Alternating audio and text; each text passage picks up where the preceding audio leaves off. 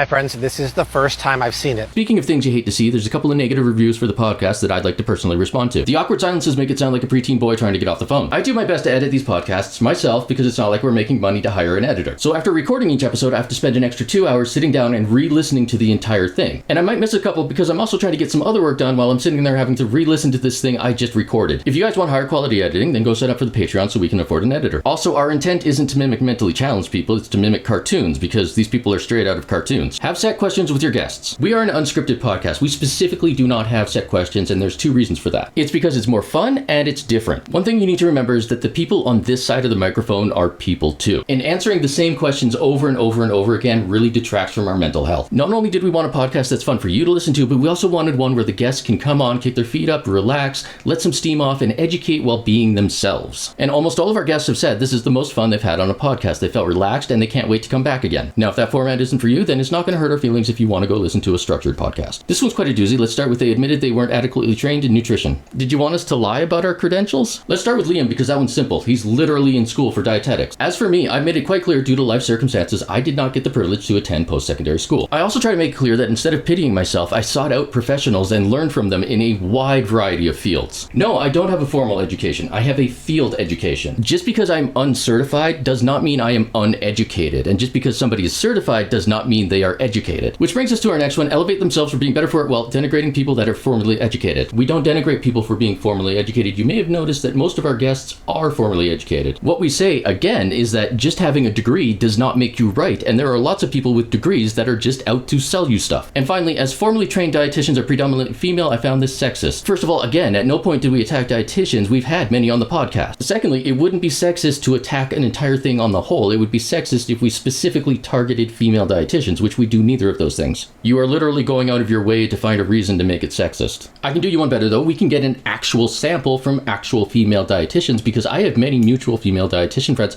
If you are a female dietitian watching this and you think that we attack women, let us know in the comments. Go listen to In Moderation. Or don't. I'm not your mom.